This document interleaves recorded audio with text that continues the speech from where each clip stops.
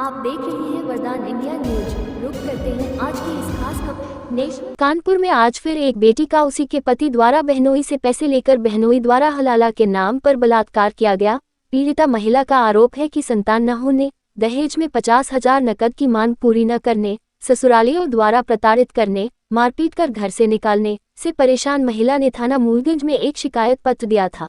कई दिन बाद भी मूलगंज पुलिस है निष्क्रिय है। हैरत की बात है कि देश भर में रोजाना 3 तलाक के दर्जनों मामलों में पुलिस कार्यवाही के बावजूद कुछ लोगों में अभी भी कानून का कोई खौफ नहीं है। ये ताज़ा मामला कानपुर के मूलगंज थाना क्षेत्र का है। यहां पर एफआईआर के लिए कुछ दिन पूर्व एप्लीकेशन देने वाली महिला ने 50,000 नकदी नहीं दे पाने पर पति पर 3 तलाक देने और फिर हलाला के नाम पर बहनोई से बलात्कार करवाने का गंभीर आरोप लगाया है। पीड़िता के अनुसार उसका विवाह महज 1.5 वर्ष पूर्व जाजमऊ के अशरफाबाद निवासी जुनैद खान के साथ हुआ था। शादी के कुछ हफ्तों के अंदर ही पति जुनैद उसको सार्वजनिक रूप से बिना वजह लोगों के सामने अपमानित करने लगा। पता चला कि पति जुनैद का किसी अन्य महिला से अफेयर है। वहीं पति सबके सामने उस दूसरी महिला से घंटों फोन पर बात करता। सास व नंदों आदि से शिकायत करने पर सब लोग उल्टे उसे ही प्रताड़ित करने लगे। विवाह के 1.5 वर्ष तक संतान नहीं होने पर और पति का मेडिकल टेस्ट कराने की सलाह पर ससुरालियों की प्रताड़ना बढ़ गई। फिर पति जुनैद ने अचानक ससुराल से 50,000 रुपये नकद लाने का दबाव बनाना शुरू कर दिया। ये रकम नहीं दे पाने पर एक दिन पति ने अचानक ही पीड़िता को 3 तलाक बोलकर घर से निकल जाने को कहा। पीड़िता ने वापस अपने मायके जाने की तैयारी की तो आरोप है कि षड्यंत्र के तहत सुनियोजित ढंग से उसको रोकने के लिए दोबारा निकाह करवाने का झांसा दिया। फिर उसकी इच्छा के विरुद्ध जबरन पकड़कर एक कमरे में बंद करके हलाला करवाया गया। हलाला करने वाला कोई और नहीं बल्कि पति का बहनोई कौसर था, जिसने कथित तौर पर हलाला के लिए पति को पैसों का भुगतान किया। इस घृणित कृत्य को करवाने वाले व रेप करने वाले कौसर के साले आसिफ और आमिर कमरे के बाहर पहरा देते रहे। अंदर पीड़िता बचाने के लिए चीखती रही। सास व नंदों आदि से शिकायत करने पर कहा गया कि मायके वालों को या किसी और को कुछ बताया तो जान से मार दिया जाएगा। पीड़िता नई सड़क निवासी महिला बेहद गरीब परिवार से है। हलाला के नाम पर बलात्कार के बाद से वो मायके में रह रही है। एप्लीकेशन दिए जाने व कई दिन थाने के चक्कर काटने के बावजूद मूलगंज पुलिस ने पीड़िता की एफआईआर तक दर्ज नहीं की है।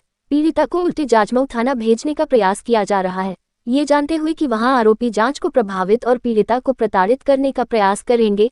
खबर प्रकाशन के समय तक पुलिस द्वारा प्राथमिकी दर्ज नहीं की गई है। आइए सुने पीड़िता की दर्द भरी दुखद कहानी उसी की जुबानी। कानपुर संवाददाता शादाब रईस की लाइव रिपोर्ट। मंतशा,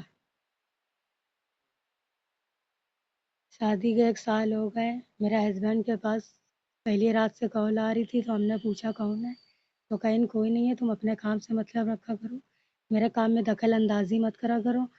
तो हम चुप हो गए। फिर तीसरे दिन कॉल आई तो हम मेरे हस्बैंड सो रहे थे, हमने उठाया चुपचाप। हमने कहा हेलो कौन, तो कहे बोले, लड़की बोलने लगी, कहने लगी हम जुनैद की वाइफ बोल रहे हैं।